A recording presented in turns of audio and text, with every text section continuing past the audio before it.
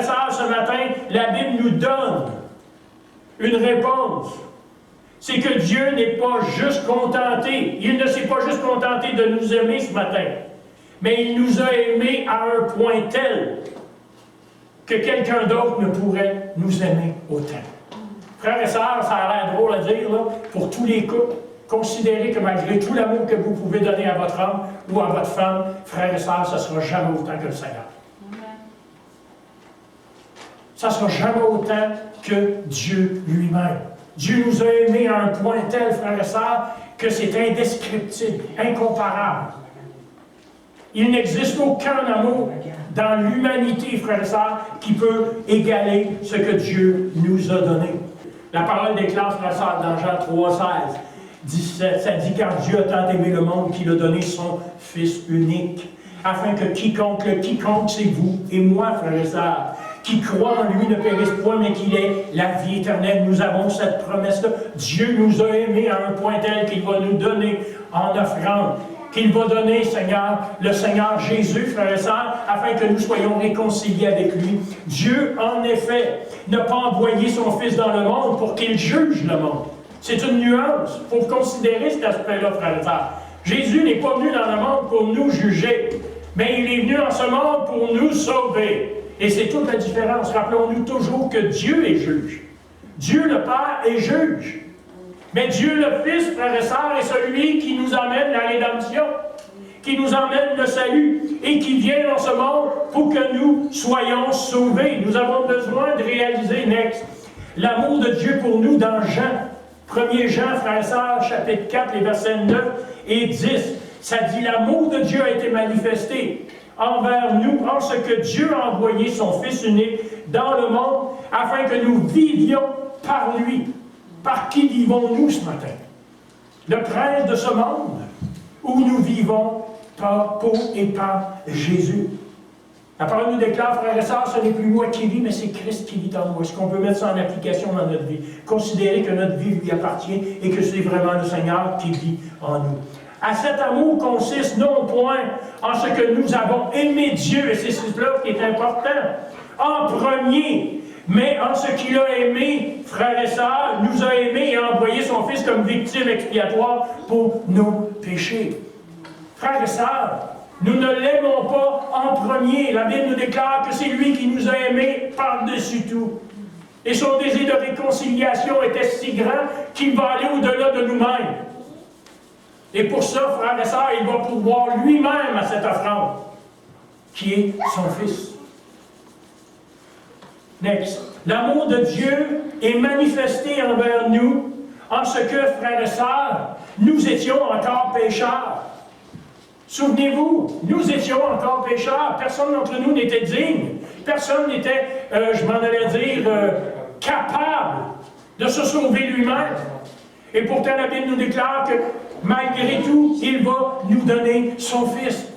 Il va donner son Fils. Lequel de vos enfants donneriez-vous pour celui qui vous méprise le plus? Vous savez, c'est là la différence. En ce que nous étions pécheurs, séparés de lui, éloignés de lui, infidèles, idolâtres même. La Bible nous déclare que Dieu va donner son propre Fils. L'amour, quand il est honnête, est toujours manifesté par des actions. C'est facile de dire à quelqu'un « je t'aime ». C'est une autre chose d'y montrer. C'est une autre chose de lui prouver. Parce que l'amour, frères et sœurs, se prouve. Et cela par des actions.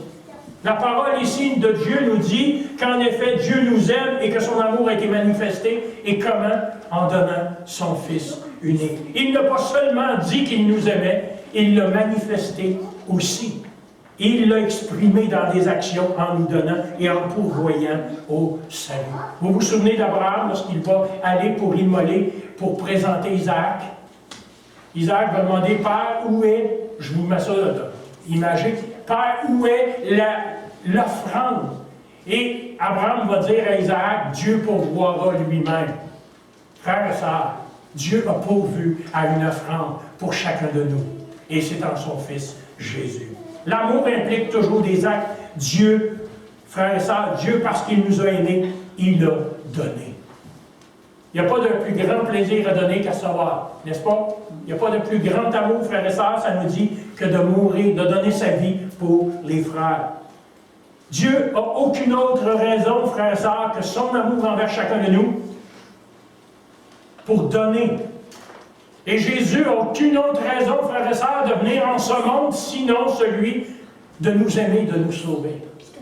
Avez-vous juste réalisé que la parole de Dieu nous dit que Jésus va quitter le royaume de son Père pour venir mourir sur une croix du calvaire pour vous et pour moi. Et la seule raison, c'est qu'il nous aime. Et au-delà de ça, frères et sœurs, ce monde l'a méprisé, ne l'a pas reçu.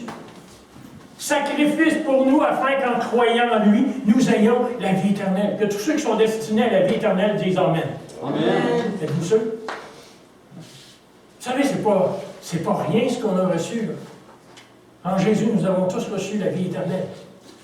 Nous avons tous reçu, frères et sœurs. Dans Romains 5, les versets 6 à 10, ça nous prouve encore davantage, frères et sœurs, l'amour de Dieu. Ça dit, car lorsque nous étions encore sans force, Christ autant marqué est mort pour des impies, ou des incroyants, ou des infidèles, des idolâtres. À peine mourrait-on pour un juste. Quelqu'un peut-être mourrait-il pour un homme de bien. Mais Dieu prouve son amour envers nous en ce que, lorsque nous étions encore des pécheurs, Christ est mort pour chacun de nous. À plus forte raison, donc, maintenant que nous sommes justifiés par son sang, serons-nous aussi sauvés de la colère à venir. Sommes-nous conscients qu'il y a une colère qui va s'abattre sur ce monde? Est-ce que l'on y croit encore que Dieu revient et que Jésus va revenir un jour, frère et sœurs? Et je vous le dis, il ne revient pas comme un bébé. Puis il ne revient pas pour sauver le monde. Il vient pour juger. La première fois qu'il est venu, frère et sœurs, il était à salut. La prochaine venue va être, Seigneur, le retour et le jugement des nations. Et frères et sœurs, c'est ce qu'on a besoin de considérer ce matin et de prendre conscience qu'il nous a rachetés et sauvés de la colère à venir. Car si nous étions, frères et sœurs, ennemis, nous avons tous été réconciliés avec Dieu par la mort de son Fils, à plus forte raison étant réconciliés, serons-nous aussi sauvés par sa vie. Le point le plus important, frères et sœurs, aujourd'hui, c'est d'être réconcilié avec Dieu. Et le seul moyen de l'être, c'est d'être réconcilié avec Christ par le sang de l'agneau. Voyons ensemble, Dieu prouve son amour pour nous, frères et sœurs. Comment Dieu prouve-t-il son amour envers chacun de nous? Ça nous parle qu'il l'a donné quand nous étions encore tous pécheurs. Romains, la parole de Dieu nous dit dans Romains 3, frères et sœurs, car il n'y a aucun juste, pas même un seul. Personne de nous peut aspirer ou prétendre déclarer être juste devant Dieu. Mais gloire au Seigneur, frères et sœurs, il est venu, et par amour pour nous, il s'est sacrifié. Par amour pour nous, il est montré à la croix du calvaire, et son sang a coulé afin que nous soyons restaurés. Ce qui me fait... Vous savez ce qui me chagrine aujourd'hui, au niveau de l'Église actuelle, bien des fois, j'écoute beaucoup de sermons, beaucoup de messages, mais on ne parle plus du sang de l'agneau. On ne parle plus d'un Jésus crucifié. On ne parle plus d'un Jésus, frères et sœurs, ressuscité. On nous enseigne bien des fois à être un bon petit chrétien. Mais on rejette ce qui fait la force du chrétien. Le sang de l'agneau. Un Jésus ressuscité, vivant, qui transforme, qui change, qui baptise encore. Frères et sœurs, le message de la croix a disparu de notre langage. Et pourtant, la parole nous déclare que Jésus est la pierre angulaire. C'est lui, à partir de lui, frères et sœurs, que tout le fondement ou l'établissement du bâtiment part. Il est la pierre principale de l'Église. Ce n'est pas ce qu'on peut organiser, ce n'est pas nos belles entreprises, ce n'est pas non plus nos beaux discours ce matin. Il y a un beau passage dans l'Ancien Testament qui dit, frères et sœurs, c'est des dames qui viennent et qui vont aller rencontrer un roi, et ça dit, fais-nous porter ton nom. Prends-nous dans ta famille. Fais qu'on puisse porter ton nom. Mais on ne veut rien savoir de tes règlements, on ne veut rien savoir de tes ordonnances, on ne veut surtout pas savoir comment vivre. que tu nous dises quoi faire. Jésus va reprendre à peu près le même style de parole dans le Nouveau Testament quand il va dire, vous venez à moi, vous lisez les paroles, parce que vous croyez qu'en elle, vous avez la vie. Pourtant, l'Ancien Testament, frères et sœurs, tout le monde est d'accord, nous annonce la venue de Jésus. Ça dit, vous lisez les paroles, vous lisez les enseignements, vous lisez l'Ancien Testament parce que vous croyez avoir la vie en elle, mais vous venez à moi et vous ne voulez pas faire ce que je vous dis. Et pourtant, ces paroles-là que vous lisez, vous témoignent et vous parlent de moi et vous disent que je suis là. Je suis le roi des rois, le Seigneur des seigneurs. Frères et sœurs, ils n'ont pas reçu le Seigneur non plus.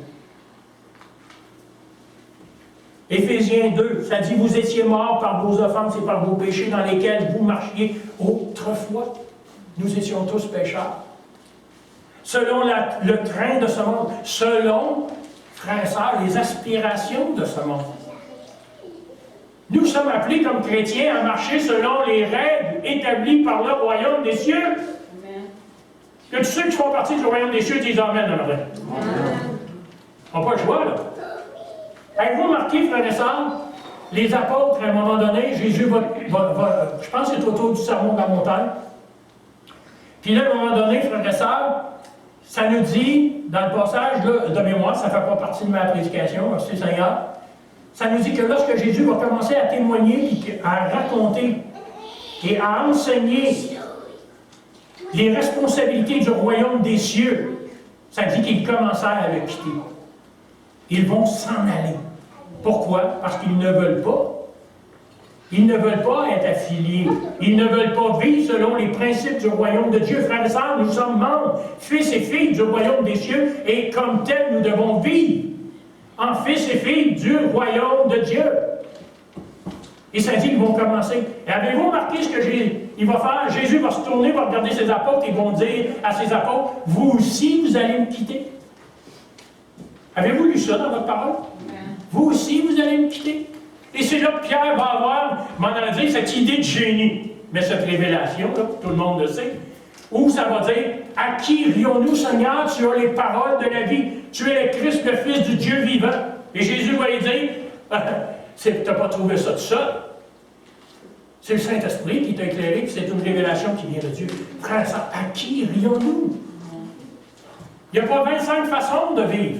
Nous vivons selon le plan de Dieu, selon les directives du royaume, ou nous vivons selon les directives de ce monde.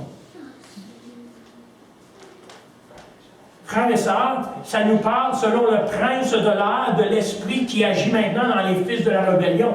Considérons que tous ceux qui n'acceptent pas le Seigneur aujourd'hui ou qui rejettent Dieu sont les fils de la rébellion. C'est ce que la parole déclare. Nous tous aussi, nous étions de leur nombre. Avant que nous venions, frères et sœurs, à comprendre et que nous venions à la connaissance du Seigneur et que nous l'acceptions dans nos vies. Nous vivions autrefois selon les convoitises de notre chair. Est-ce que nous vivons encore selon les convoitises de nos chairs? Ou est-ce que notre chair a été changée, transformée, renouvelée? Avons-nous les aspirations du royaume? Est-ce que le Saint-Esprit a transformé ça en nous? Accomplissant la volonté de la chair et de nos pensées, nous étions par nature enfants de colère, comme les autres. La seule différence, frères et sœurs, c'est que le Seigneur est venu dans notre vie un jour. Que tous ceux qui ont reçu Jésus disent Amen. Amen. En êtes-vous encore conscients? Êtes-vous conscients que vous étiez autrefois pécheurs et que maintenant, à cause de l'amour de Dieu manifesté, Dieu nous aime? Et d'un amour si grand, frères et sœurs, ça nous dit qu'il a pris toutes nos fautes par le sang de l'agneau et les a envoyées et les a oubliées dans l'océan de son amour. Amen. Si l'ennemi vient te terrasser ce matin et qu'il vient te dire que le Seigneur ne t'a pas pardonné, c'est la plus belle menterie qui t'a ramené. Parce que Dieu est amour. Et rappelons-nous toujours que Satan est le père du mensonge. Soulignons, frères et sœurs, dans le passage, plusieurs mots qui sont passés et qui mettent l'accent sur le fait que l'homme qui croit au Seigneur Jésus et à sa résurrection, sa vie est du passé. Ce que nous étions autrefois, nous ne le sommes plus. En quoi on est censé? Si tu étais menteur autrefois, tu n'es plus censé d'être dans le mensonge. Si tu étais ivrogne, tu es censé. Dieu est censé d'avoir touché ta vie, transformé ta vie, n'est-ce pas? Si tu étais voleur, et on pouvait dire si bien longtemps.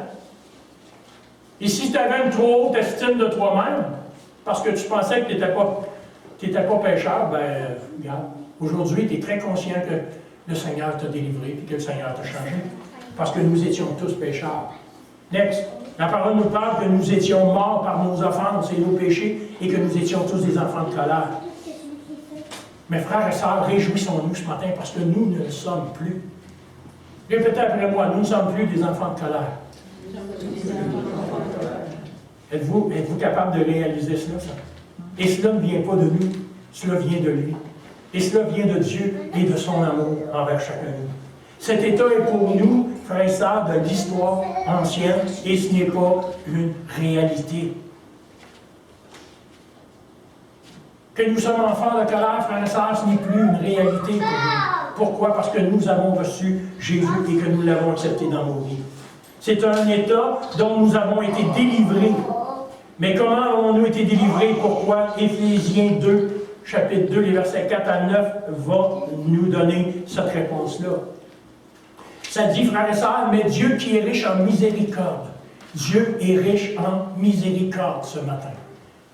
Il nous aime à un point tel, frères et sœurs, que par le sang de l'agneau et par l'expiation, frères et sœurs, de Jésus à la croix du Calvaire, il nous pardonne. À cause du grand amour dont il nous a aimés. Peut-être que le monde ne t'aime pas aujourd'hui. Peut-être que tu ne te sens pas aimé par personne. Rappelle-toi toujours que Dieu t'aime. Et que tu es une perle de grand prix à ses yeux.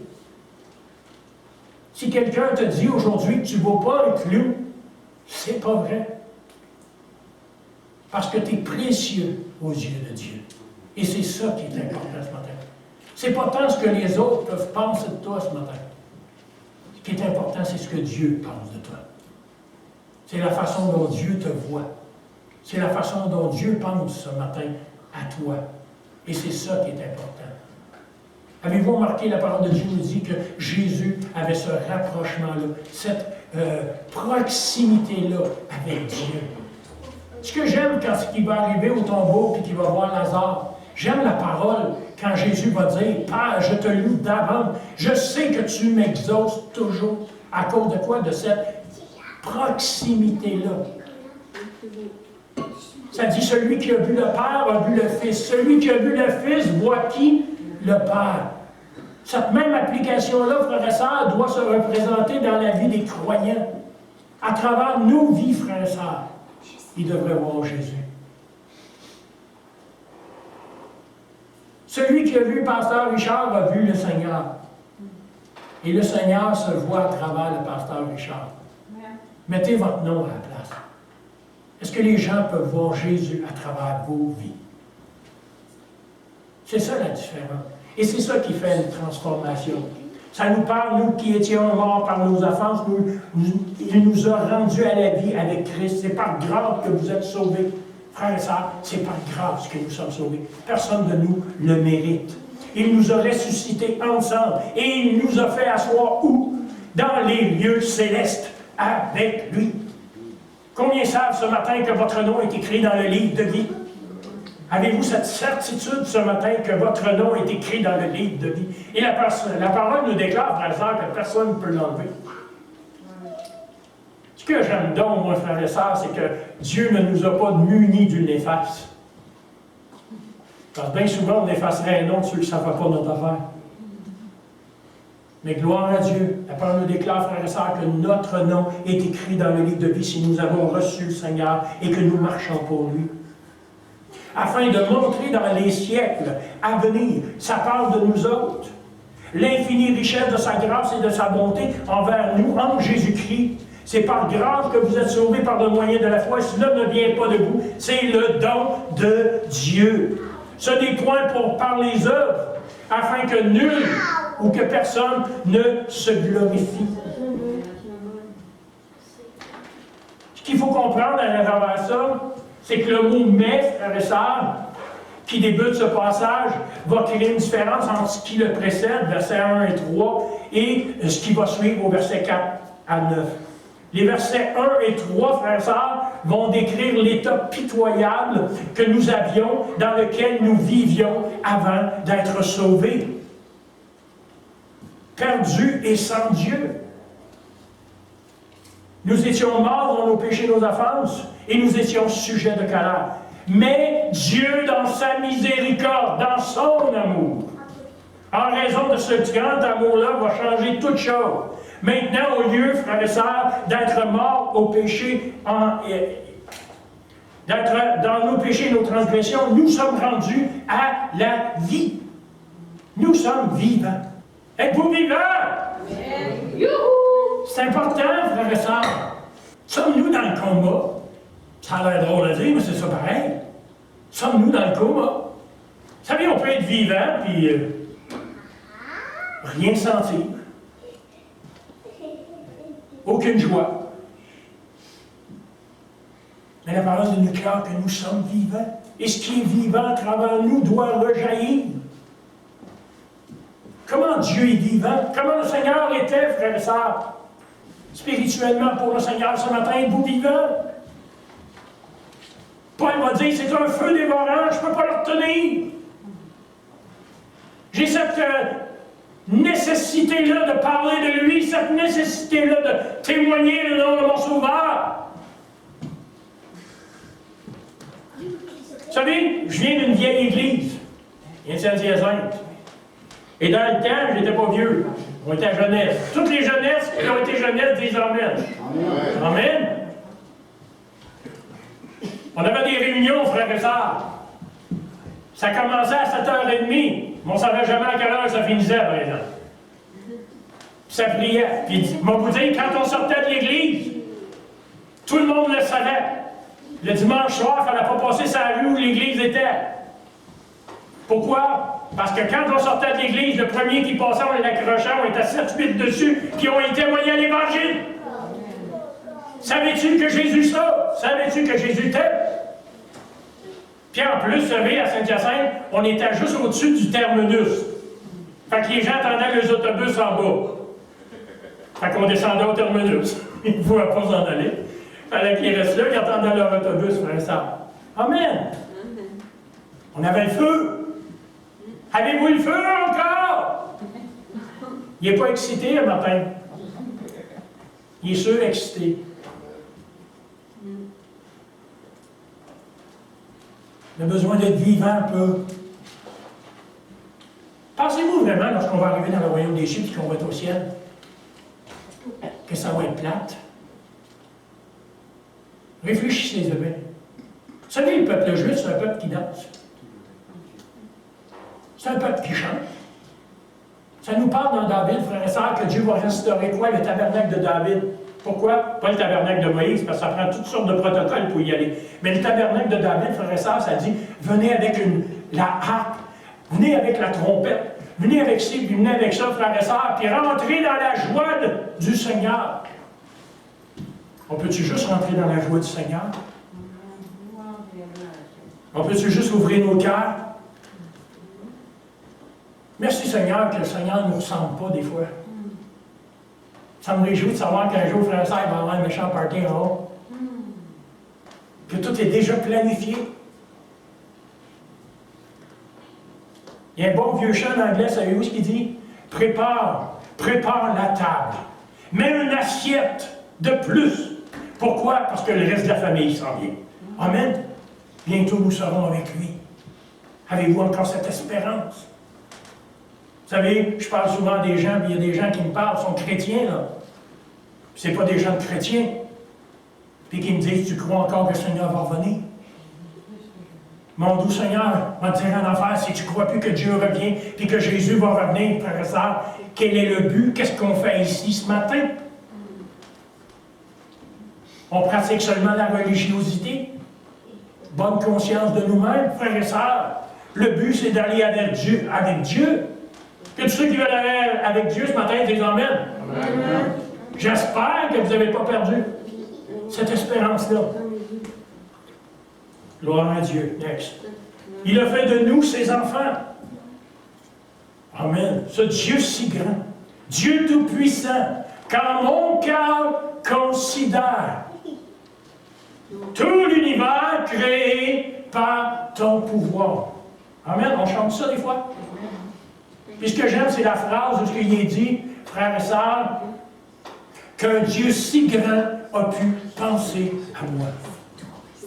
Réfléchissez bien ce matin. Un Dieu si grand a pu penser à vous. Au-delà de tout ce que les autres peuvent dire, Dieu a pensé à vous. Un autre passage qui nous démontre son amour. L'amour de Dieu, ça dit, voyez quel amour que le Père nous a témoigné pour que nous soyons appelés tous ici ce matin enfants de Dieu. Et nous le sommes. C'est ce que j'aime de la parole. Aucune ambiguïté, aucun doute là-dessus. La parole le déclare, frère et sœurs, dans 1er Jean. Et nous le sommes. Si le monde, frère et sœurs, ne nous connaît pas, c'est qu'il n'a pas connu Dieu. Bien-aimés, nous sommes maintenant enfants de Dieu. Si le monde ne nous connaît pas, si le monde ne nous reconnaît pas, c'est qu'il n'a pas connu, frères et sœurs, le Seigneur. Dans Galates 3, 26, ça dit « Car vous êtes tous fils de Dieu par la foi en Jésus-Christ ce matin. » Dans son amour, Dieu nous forme aussi. Y a-t-il quelque chose qu'on n'aime pas que de voir, frères et sœurs, d'être formés? Y a-t-il quelque chose qui nous fatigue dans cet aspect-là qu'on appelle la formation? Comme un Père aimant, Dieu exerce sur nous une discipline aussi. Vous savez, disciple, là, ça vient d'à peu près de ça aussi, discipline, hein? Être un disciple, frère et sœur, c'est de marcher selon les principes de Dieu. Dieu le fait aussi, et même mieux. Hébreux 12:6, OK? Car le Seigneur châtie celui qu'il aime, et il frappe de la berge tous ceux qu'il reconnaît pour ses fils. Supportez le châtiment. C'est comme des fils que Dieu voudrait, car quel est le fils qu'un père ne châtie pas? Bien des fois, Dieu nous reprend. Et merci Seigneur qu'il ne nous laisse pas aller selon nos passions et selon notre chair. Amen. Et bien des fois, notre chair n'aime pas ça. Frères et sœurs, nous n'aimons pas la discipline, malgré que nous en avons tous de besoin. Et Dieu le sait. Dieu le sait. Dieu nous discipline également parce qu'il nous aime et qu'il prend soin de chacun de nous. Vous savez, des fois, on suit notre penchant, on suit notre chair, et on veut aller dans la direction que nous voulons aller. Mais voulons-nous suivre le plan que Dieu a établi? Combien croient ce matin que Dieu a établi un plan pour notre bonheur? Vous savez, non pas le bonheur que nous avons, que nous percevons, ou que nous désirons, mais le bonheur que lui a planifié pour nous. Qu'est-ce que la discipline ce matin? La discipline, c'est de la formation qu'un père donne à son enfant. Un père ne discipline pas les autres enfants, mais il accorde une attention spéciale à la formation des siens, de ses propres enfants. Amen? Si nous sommes enfants de Dieu, ça nous parle qu'il va nous former. Désirons-nous être formés? Ce n'est plus moi qui vis, c'est Christ qui vit en moi. C'est ce qu'on a vu, frère et sœurs. Et ce que nous devons manifester, c'est Christ ressuscité à travers. Et ce que les gens doivent voir à travers nous, frères et sœurs, c'est un Jésus vivant.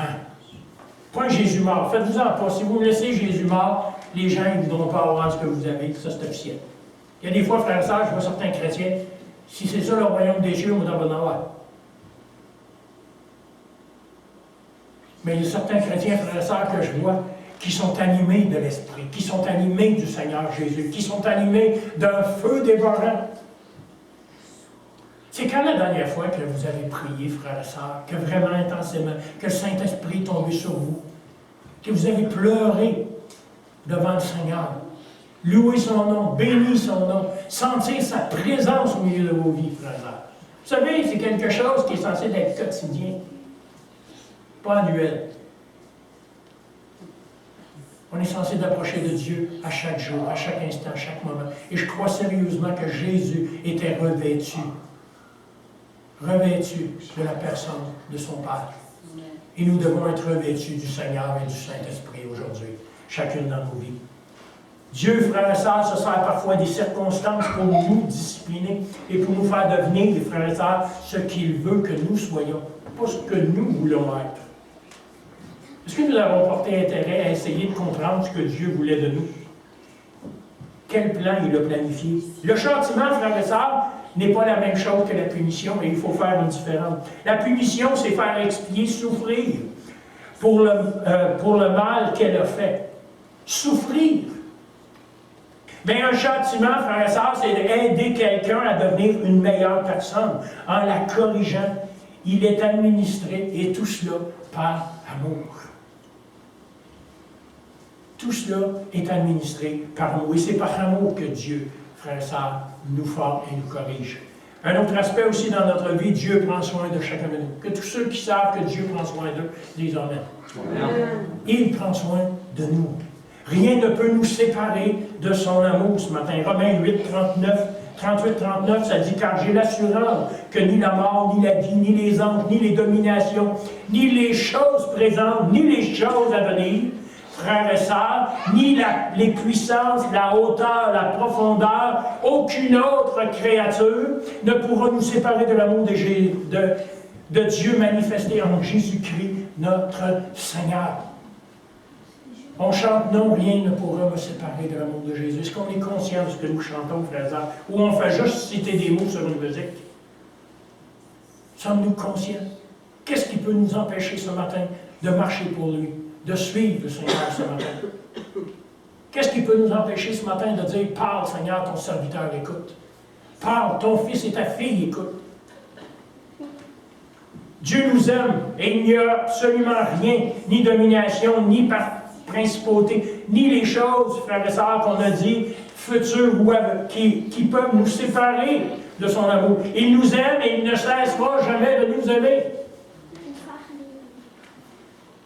Son amour, frères et sœurs, est fidèle et éternel. Ça nous dit bien des fois, frères et sœurs, que nous sommes infidèles. Mais lui, qu'il ne nous abandonne pas.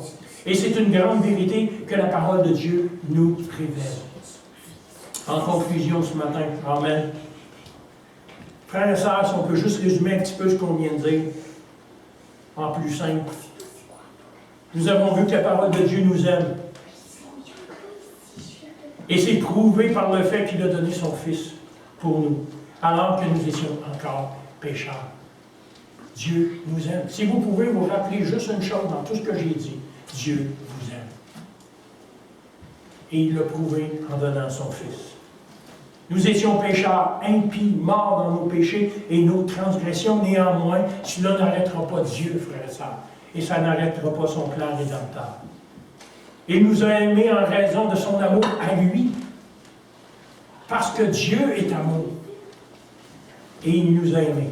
Il nous a donné ce qu'il avait de plus précieux, il nous a donné son Fils Jésus, alors que nous étions infidèles, indignes, frères et sœurs, afin qu'en croyant en lui, nous soyons rendus à la vie. Et il nous a aussi permis de nous asseoir avec Jésus dans les lieux célestes. Alléluia. Nous avons vu, frères et sœurs, ce matin que Dieu nous aime et qu'il a fait de chacun de nous ses enfants. Il est comme un père qui est attentif pour chacun de nous. Il nous discipline. Dieu le fait encore et encore mieux. Et il sait ce qu'il y a de meilleur, ce qu'il y a de bon pour chacun de nous. Finalement, frères et sœurs, nous avons vu que l'amour de Dieu envers nous est un grand amour. En d'autres mots, frères et sœurs, rien ne peut nous séparer ce matin de l'amour du Seigneur Jésus. Soyez bénis ce matin. Soyez conscients, frères et sœurs, de l'amour qui a été manifesté envers chacun de nous, de cet amour qui nous a été donné, de cet amour, frères et sœurs, que, bien que nous soyons indignes, la parole de Dieu nous déclare que son amour a surplanté ou est plus abondant encore davantage que le nôtre. Encore, si nous avions le mérite de nous présenter devant le Seigneur, la Bible nous déclare qu'il n'y a aucun homme de lui-même qui peut s'approcher de Dieu, si ce n'est que par Jésus ce matin. Frères et sœurs, j'ai aimé le témoignage qui a été apporté et je vous exhorte que nos cœurs puissent être ouverts ce matin à entendre la voix du Seigneur. Que nos cœurs puissent être ouverts. Rappelons-nous, souvenons-nous de notre premier amour. Où est notre premier amour ce matin? Souvenons-nous comment nous étions lorsque nous avons accepté le Seigneur, comment notre cœur était bouillant, comment notre cœur était désireux de manifester, que notre cœur était désireux de témoigner. Ne laissons pas la lassitude nous gagner. Vous savez, il y a un passage qui dit, c'est un ouvrier qui travaille dans la ville du maître. Puis ça dit, frères et sœurs, mon maître tarde à venir. J'ai encore le temps. Et nous vivons dans une génération, frères et sœurs, où bien des fois nous avons cette pensée-là, cette compréhension-là. Ah, ça fait 10 ans qu'il nous parle que Jésus va venir. Ça fait 5 ans qu'il nous parle. Ça fait 2000 ans qu'il nous dit que Jésus va venir. Persévérons, continuons, regardons, et ayons cette assurance. La parole nous déclare qu'elle va s'accomplir. Si cette promesse tarde dans Habakkuk, ça nous dit garde-la, reste fidèle, parce qu'elle va s'accomplir. Et Jésus va revenir. Et lorsqu'on regarde tout ce qui se passe aujourd'hui, frères et sœurs, de jour en jour, nous nous approchons encore davantage du jour de l'avènement. Du jour où le Seigneur va revenir. Et vous savez, il n'y a pas de seconde chance. Ça dit, sois prêt à rencontrer ton Dieu. Bientôt, nous serons avec lui. Il vient chercher son épouse. Il vient, frère et sœur. Serons-nous du nombre? Et vous savez ce qui est merveilleux? Ça nous dit que personne n'est laissé derrière. Si nous sommes attachés à lui, si nous cherchons le Seigneur, si nous venons à lui avec sincérité, si nous regardons à Jésus ce matin, ça nous dit que personne n'est laissé derrière. Parce qu'il vient chercher les siens. Amen? Ça dit, mes brebis connaissent ma voix. Connaissons-nous la voix du Seigneur ce matin? Parce que le Seigneur, lui, nous connaît. Et ça dit, mes brebis connaissent ma voix et ils n'iront pas à un autre. Qu'on puisse vraiment rester attaché au Seigneur. Courbons la tête ce matin. Alléluia, Jésus. Béni soit ton nom, Père. Nous te remercions de tes bontés, de ta grâce. Merci, Seigneur, de ton amour manifesté envers chacun de nous. Père, nous te remercions, Seigneur, pour l'œuvre que tu as accomplie ce matin.